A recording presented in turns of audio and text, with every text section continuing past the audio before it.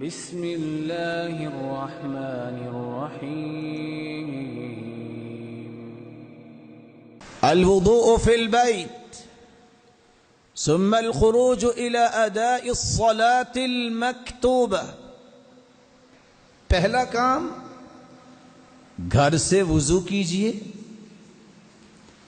فرض نماز پڑھنے کے لیے مسجد میں پہنچیے، باجماعت تکبیر اولیٰ کے ساتھ نماز پڑھیے.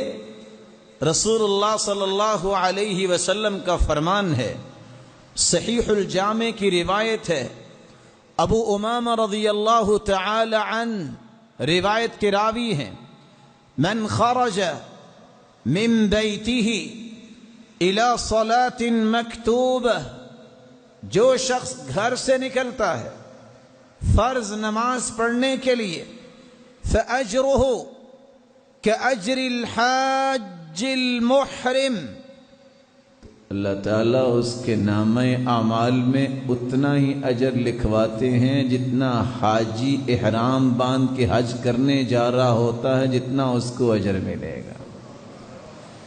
محروم نہیں کیا اللہ تعالیٰ نے.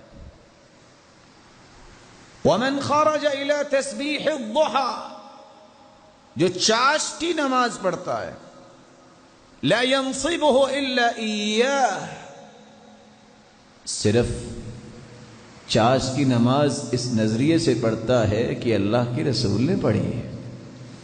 فاجره كاجر المعتمر، اللہ تعالیٰ اس کو بھی اتنا ہی اجر دیتا ہے جتنا ایک عمرہ کرنے والے کو دیتا ہے. وصلاة على إثر صلاة لا لغو بينهما، کتاب فی علیین، جس نے ایک نماز پڑھی پھر اللہ کا ذکر کیا، قرآن و حدیث کی بات ہی کی، لغویات سے بچ گیا حتیٰ کہ دوسری نماز کا وقت آ گیا، پھر دوسری نماز پڑھی، اس کا نام علیین، جہاں جنتیوں کی روحیں جاتی ہیں وہاں اس کا نام لکھ دیا جاتا ہے. صرف حج عمرے کی بات نہیں ہے، اگر باوضو ہو کر مسجد کا رخ کیا جائے، باجماعت تکبیر اولیٰ کے ساتھ نماز پڑھی جائے، احادیث کو دیکھا جائے تو ایک نہیں 10 انعام ملتے ہیں، اور میں وہ 10 انعام اختصار سے پیش کرنا چاہوں گا. پہلا انعام جو آپ نے حدیث سنی، فَأَجْرُهُ كَأَجْرِ الْحَاجِّ الْمُحْرِمِ، اللہ تعالیٰ اس کو اتنا ہی اجر دیتے ہیں جتنا حاجی احرام باندھنے والا حج کرنے جا رہا ہے اس کو اجر ملتا. دوسرا اجر، كانت خطوتاه احداهما تحط خطيئة والاخرى ترفع درجة. صحیح مسلم کی روایت ہے، یہ باوضو ہو کے نماز پڑھنے جو مسجد جاتا ہے قدم تو اٹھاتا ہی ہے نا، جب قدم اٹھتا ہے تو ایک گناہ مٹتا جاتا ہے اور ایک درجہ بلند ہوتا جاتا ہے. تیسرا انعام، اگر وہ نیت کر کے نکلا ہے کہ میں نے آج باجماعت ہی پڑھنی ہے، اچانک کوئی ایسا مسئلہ پیش ہو گیا ہے، جاتے نماز کھڑی ہوگی ہے، وہ تو تکبیر اولیٰ کی نیت لے کے نکلا ہے، بارش آ گئی ہے، اچانک گاڑی پہ تھا وہ خراب ہو گئی ہے، اچانک ازدحام ہو گیا ہے جس میں اس کا بس نہیں ہے. رسول اللہ صلی اللہ علیہ وسلم فرماتے ہیں، جو شخص وضو کرتا ہے بس مسجد میں جاتا ہے، فوجد الناس قد صلوا، لوگ نماز پڑھ رہے ہیں اور پڑھ چکے ہیں، كتب اللہ له مثل اجر من حضرها، اللہ تعالی اس بندے کے اس افسوس پر جب وہ دیکھتا ہے کہ میری تکبیر اولیٰ رہ گئی، لوگوں نے نماز پڑھ لی، اس کی خوبصورت نیت کی وجہ سے اور اس نقص پہ افسوس کی وجہ سے اللہ تعالیٰ جتنے لوگ مسجد میں ہوتے ہیں ان کے برابر اس اکیلے کو اجر دیتے ہیں. من حضرها لا ينقص ذلك من اجورهم شيئا. اس کا مطلب یہ نہیں ہے کہ پڑھنے والوں کا اجر کم ہوتا ہے یا ان کا تھوڑا تھوڑا اجر لے کے اللہ اس کو دیتے ہیں. ان کو پورا ہی اجر ملتا ہے. اللہ اپنی رحمت سے اس اکیلے کو سب کے برابر دے دیتے. چوتھا انعام، بكل خطوة يخطوها إلى المسجد 10 حسنات. جب یہ ایک قدم اٹھاتا ہے تو 10 نیکیاں، رکھتا ہے تو 10 نیکیاں. جہاں گناہ معاف ہوتا تھا، درجے بلند ہوتے تھے، ہر قدم اٹھانے پہ 10 نیکیاں لکھی جاتی ہیں. 5واں انعام، وَيُكْتَبُ مِنَ الْمُصَلِّينَ مِنْ حَيْثُ يَخْرُجُ مِنْ بَيْتِهِ. وہ شخص جو نماز کا انتظار کرتا ہے، ایسا انتظار کرنے والا کل قانت، اللہ کے ہاں قنوت کرنے والا، عبادت میں مگن ہونے والا لکھا جاتا ہے اور اس کا نام نمازیوں کی لسٹ میں شامل کر دیا جاتا ہے اور اس وقت تک اس کی نماز ہی لکھی جاتی ہے جب تک گھر واپس نہیں چلا جاتا.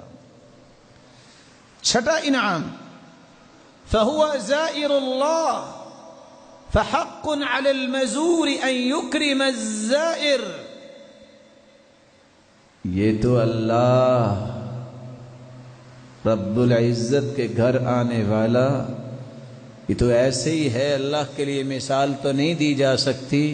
جیسے کوئی کسی کی زیارت کرنے آئے تو میزبان اپنے مہمان کی عزت تو کرتا ہی ہے. یہ اللہ کا مہمان ہے، اللہ اس کی عزت فرماتے ہیں. 7واں انعام، رسول اللہ صلی اللہ علیہ وسلم نے فرمایا، لا يريد الصلاة فيه إلا تبشبش الله كما يتبشبش أهل الغائب بطلعته. ایک دوست جس کی دوستی پوری کائنات میں افضل گردانی جاتی ہے، مدت مدید کے بعد اگر اس سے ملے اللہ کے لیے دوستی کرنے والا، اس کو خوشی کتنی ہوگی. ماں کو بیٹا مل جائے، اس کو خوشی کتنی ہوگی. پوری دنیا کی خوشیاں اکٹھی کر لی جائیں، باوضو ہو کر مسجد میں آنے والے شخص کو جب اللہ تعالی مسجد میں اپنی رحمت سے لے آتے ہیں، پوری دنیا کی خوشیاں ایک طرف، اللہ تعالیٰ اس پوری کائنات میں جتنی خوشی ہے اس سے زیادہ اس بندے سے خوش ہوتے ہیں. 9واں فائدہ، اگر گھر سے وضو کر کے آپ مسجد میں آتے ہیں اور آج مبارک دن ہے جمعہ کا، جو عید کا دن ہے، رسول اللہ صلی اللہ علیہ وسلم نے فرمایا، من توضأ، جو وضو کرے، فأحسن الوضوء، وضو کو خوبصورت بنا کے کرے، ثم أتى الجمعہ، پھر جمعے کے دن جمعہ پڑھنے آ جاتا ہے، فاستمع وانصت، غور سے سنتا ہے، خاموش ہو جاتا ہے، غفر له ما بين الجمعة الأخرى، ما بينه وبين الجمعة الأخرى، وفضل 3 أيام. اس نے 2 رکعتیں پڑھنی ہیں جمعے کی، لیکن وضو کر کے آیا، غور سے سنا، خاموش ہو گیا، امام کے قریب ہو کے بیٹھا، اللہ رب العزت 8 دن کے گناہوں کو معاف کر دیتے ہیں. اور ساتھ دوسری روایت کے الفاظ ہیں کہ اللہ رب العزت 3 دن اور ایک جمعہ کے 7 دن اور 3 دن 10 دنوں کے گناہوں کو معاف فرما دیتے ہیں۔ 10واں انعام، جو شخص اگر صبح کی نماز پڑھنے آ جاتا ہے باوضو ہو کے، من صلی الفجر فی جماعہ فہو فی ذمۃ اللہ فلا تغفروا ذمۃ اللہ، جو نماز پڑھ لیتا ہے وہ اللہ کی ضمانت اور امانت میں چلا جاتا ہے، سارا دن وہ اللہ کی ضمانت میں رہتا ہے۔ اس لیے فرمایا اللہ کی ضمانت کو توڑا نہ کرو۔ 11واں فائدہ، اگر انسان باوضو ہو کے گھر سے آتا ہے، باجماعت نماز پڑھتا ہے، رسول اللہ صلی اللہ علیہ وسلم نے فرمایا بشر المشائین فی الظلم الى المساجد بالنور التام یوم القیامہ، جو اندھیرے میں نماز کے لیے جا رہا ہوتا ہے اس کو خوشخبری دے دو، قیامت کے دن تمہارے لیے اللہ نے روشنی رکھی ہے اور نور تام رکھا ہے، جنت کی روشنیوں کا تمہیں حقدار بنا دیا۔ رحمت الہی دیکھیے، یہ شخص اپنے گھر سے وضو کر کے مسجد میں آیا ہے، باجماعت تکبیر اولیٰ کے ساتھ نماز پڑھنا چاہتا ہے، اللہ تعالیٰ نے اس کو حج اور عمرے کے برابر یہاں ہی ثواب دے دیا۔